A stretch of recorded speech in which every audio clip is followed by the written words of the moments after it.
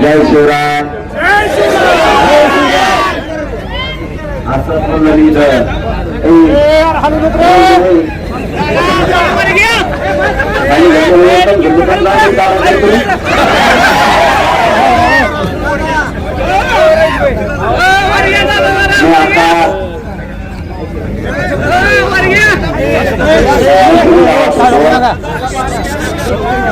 सांगितलं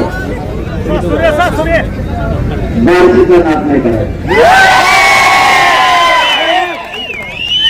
हे लोक वैराट सगळ्या बारशी तालुक्यातले वेगळे यांना स्वतःच्या जातीच्या लेकराची जाणीव अन्याय झाल्याच्या नंतर यांच्या लक्षात येतं करायचं काय.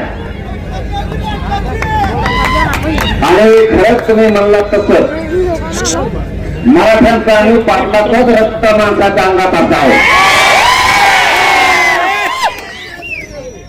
मराठ्यांच्या मदतीला न येणारं ते भेसळीचं रक्त काहीच कामाचं नाही. समाजाच्या लेकरच मरायला लागले. बघा ना साधं उदाहरण,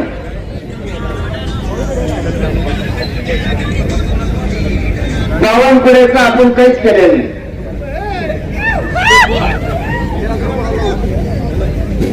त्याचा कधी वाटा केलं नाही, त्याला कधी आपला विरोध नाही. त्यांनी आपले प्रमाणपत्र रद्द केले का? मराठा समाजात संभ्रम निर्माण झाला पाहिजे की प्रमाणपत्र टिकत नाही. ज्यांचं प्रमाणपत्र रद्द केलं त्यांच्या भावाची व्हॅलिटी, दुसऱ्याचं 150 वर्षापूर्वीची नोंद आहे. तुम्हाला लक्षात येत आहे ना सगळं? तरी पण आपले मंत्र्यांनी दबावपोटी रद्द केले. तुम्ही जर येत राहिले नाही तर 100% मराठ्यांच्या पुढच्या पिढ्या बर्बाद झाल्या.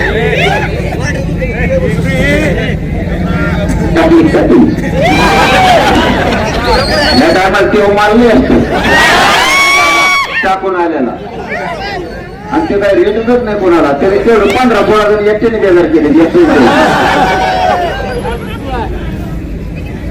बावनकुळेकडे जर ह्यो माल गेला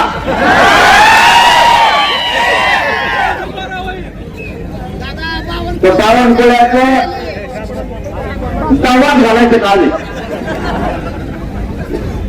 काहीच गरज नसताना मराठ्यांच्या वाटा गेले. माझं म्हणणं आहे बावनकुळे किती जातीवादी आहे मराठ्यांच्या नेत्यांनी शिकलं पाहिजे. तो मराठ्यांचं वाटोळं करण्यासाठी मंत्रिपदाचा काही वापर करतोय आणि मराठ्यांचे सगळ्या पक्षातले आमदार मंत्री आणि खासदार एकही बोलत नाही. आमची एक सगळ्या मराठ्यांच्या नेत्याला विनंती आहे, गरीब मराठीचे लेकर संकटात आले, त्यांच्या पाठीशी उभा राहा. नसता आमच्यावर अशी वेळ येणार आहे. तुमचं रक्त मराठ्याचं आहे का नाही? तुमची फायदा असली की कोणती म्हणण्याचा वेळ येऊ देऊ नका, कारण तुमचेच लेकर बाळ संकटात सापडले. तुम्ही तुमच्या जातीसाठी धावलं पाहिजे. आता समाज संकटात सापलेला आहे. शिरसाटने सुद्धा प्रमाणपत्र रद्द करायला लावले आणि बावनकुळेने सुद्धा. फडणवीसांना किती ओळख करू द्या आणि एकनाथ शिंदे साहेबांना सुद्धा करू द्या, यांचा मार्ग मोडल्याशिवाय मी गप्प बसणार नाही. तुम्ही चुकीचा पाऊल उचललाय. मी असा माणूस एकही शिंदे साहेबाला प्रचंड मानणारा, त्या माणसाला मराठ्यांच्या नोंदी शोधल्या, समिती गठीत केली आणि 58 लाख नोंदी शोधायला लावल्या. त्याच्यात सगळ्यात जास्त मरमर त्यांना करू लागले शंभूराज देसाई साहेब आणि उदय सामंत साहेब. ज्या शिंदे साहेबांना मराठ्यांना 58 लाख नोंदी दिल्या त्या शिंदे साहेबाच्या शिक्षक मंत्र्यांना त्या रद्द करायचा घाट घातला शिंदे साहेबाच्या सामन्यावर. ज्या फडणवीसांना मी मुंबईला पुस्तके गेलो होतो तेव्हापासून एक शब्दाने दुखवलं नाही. त्या फडणवीस साहेबाच्या सांगण्यावर बावनकुळ्यांनी मराठ्यांचे कुणबी प्रमाणपत्र रद्द करायला सुरुवात केली. माय बापावर मी काय चुकीचं बोलतोय, काय वाईट बोलतोय? माझा समाज माझ्यासाठी प्रिय आहे. माझ्या समाजाच्या लेकीबाईचं लेकरा बाळाचं वाटोळ मी नाही होऊ देणार. तुम्ही सुद्धा होऊ द्यायचं नाही. पक्षानंतर पक्ष बाप नाही आपला. आपला बाप मराठा समाज आहे. आपला बाप सगळ्याच्या कण गिरायची ताकद एकट्या मराठ्याचे सगळ्याचा कण गिरू शकतो. ते म्हणजे कोणत्या हातात घेऊ, कोणत्या हातात घेणार? मराठीच्या हातात चालवले असे केले गाडीचे. गाडी सुद्धा बसून देणार नाही. धुरळ लागल्यासारखं लागल. इतकं टोकाचं पाऊल उचलायची बावनकुळ्याला काहीच गरज नव्हती. तरी पण उदय सामंत साहेबांनी सांगितलं काल परवापासून आमची झालेली चूक आम्ही सुधारतो. निदान जाहीरपणानं मराठ्यांच्या वतीनं त्यांना सांगितलंय. मला राजकारणाशी घेणं गेलं नाही. तुम्ही जर माझ्या मराठ्यांच्या बद्दल केली चूक सुधारणार असले तर तुमचे आणि मराठ्यांचे संबंध पहिल्यासारखे चांगले राहणार. पण तुम्ही जर चूक सुधारली नाही तुमचा पक्ष खड्ड्यात गेलाच म्हणून समजायचं. हेच माझं म्हणणं आहे. फडणवीस साहेबांनी सुद्धा त्यांची बावनकुळ्यांनी केलेली चूक सुधाराव. आम्हाला राजकारणाशी काहीच घेणं गेलं नाही. मराठ्याचे आमदार खासदार भाजपमध्ये असणारे मंत्री यांनी सगळ्यांनी फडणवीसांना सांगावं आपल्या बावनकुळ्यांनी केलेली चूक दुरुस्त करा. एक शब्द सुद्धा फडणवीसांना बोलणार नाही. पण चूक का सुधारली नाही. 29 ऑगस्ट पासून मात्र भयानक आंदोलन सुरू होणार. यांनी लय छेडलंय, भयान छेडलंय लोकांना, भयान. यांनी मुस्लिम समाजाला बेजार केलंय, यांनी दलितांना बेजार केलं, यांनी शेतकऱ्यांचं पूर्ण वाटोळं करून टाकलंय. पण आता गाठ मराठ्यांसंग आहे, तुमचे लक्षात ठेवा. तुमच्या मात दिलेल्याशिवाय मी गप्प बसणार नाही. नसता माझ्या मराठ्याच्या वाटाला जायचं नाही. ते बावनकुळ्याचा आपला काही संबंध राहू. एकनं जाऊन कसलं दिसतंय. असा प्राणी जन्माला आलेला सारखा दिसतो असा महाराष्ट्रात. चीन मध्ये सुद्धा नाही बो. ही जुनी एक संस्कृती होती बघा, हडप्पा गप्पा या गावात दिसतील. मोठं या उडाले चकुर वाकडं तिकडं झालेलं. ते एक ढोंगळे शिल्प आहेत बघा, दगडाला कोरलेले. तेव्हा तसा माल दिसतोय. मी कधीच कोणावरती आरोप करत नाही. त्याची चूक हे त्याला मी सोडत नाही. याच्यात छगन भुजबळची चूक असं बोललो का? त्याची आम्ही ओरिजिनल अवलाद आहे आम्ही खरंच कोणाला आरोप करत नाही. पण वाटा गेला की मी त्याला सोडणार नाही. तुमच्या सुद्धा खानदार जबाबदारी तुमच्या लेकराची. मराठ्यांच्या सगळ्या नेत्यांना आव्हान आहे. तुमच्या समाजाचे लेकर संकटात आले. तुम्ही सगळ्या मराठ्यांनी सुद्धा ज्या पक्षात काम करायचं त्याच्यात करावं. पण अगोदर आपला समाज नंतर पक्ष. स्वतःचे पोटचे लेकर हे देश घडीला लावू नका. कोणाचा चोरीचं जर आयुष्य बर्बाद झालं ना तर आपले लेकर आणि आपली पुढची पिढी कधी सुखी राहणार नाही. तिला सुखी करायचं असेल, तिला उच्च शिक्षणात आणि नोकरीत टाकलं तर आता हे पक्का आरक्षण आहे.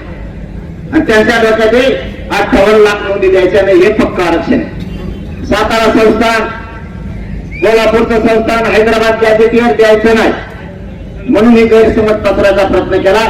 पण मराठ्यांच्या आशीर्वादामुळं मला बावनकुळ्याचं एकत्र हाताला लागलं आणि शिरसाटली लागली आणि मराठे खरबून झाले. मराठ्यांच्या लक्षात आलं आपणच त्यांना मंत्री केलं, आपणच त्यांना सत्तेवर बसवलंय आणि हे लोक मंत्रीपदाचा वापर करून आपल्या समाजाच्या लेकराचे मुर्दे पाडायला लागलेत, आरक्षण रद्द करायला लागलेत. म्हणून मराठे जागे झाले नसतं. वयामध्ये एवढा हाऊसफुल कधीच भरत नसतं. ही देवेंद्र फडणवीसांच्या विषयीची चीड आहे. आमच्या समाजावरती अन्याय केला, बावनकुळ्यांना आणि शिरसाटनं ती चीड आहे. आणि आता हटायचं नाही. हा व्हायचा होऊ दे. मला तर काही पण म्हणते आता याला धरा. पाठ 5 वाजल्यापासून तर म्हणते याला अटकच करा म्हणा. याला भोपाळ तू येऊ दे तर कोण कोण येत तू बघत काकाचा तुला आमचा याला सगळं पोर उठून आणते. मला तू दादूकर चाललेलं मिळायला लागणार. तू एवढे सोपे समजू नको. यांनी अफगाणिस्तानपर्यंत हल्लेत लोक. इथून आणि घाणीत गेले तर ते अफगाणिस्तान आलं तरी यांच्या लक्षात नाही आला हाणायचं झालंय म्हणून.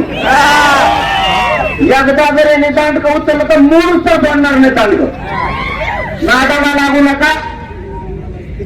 आहे ते आमचं सगळं क्लिअर करा. तुम्हाला एक माझी विनंती आहे, तुमच्या महाराष्ट्रात जेवढे संपर्क असतात तेवढ्याला सांगायचं 29 ऑगस्टला अंतरवाली लिहायची. मी तुमच्या लेकरा बाळाच्या कल्याणासाठी तिथं जीवाची बाजी खेळणार आहे. मी मरायला सुद्धा देणार नाही. मरण आलं तरी पत्करावर तुमच्या लेकराचं वाटवं होऊन देणार नाही.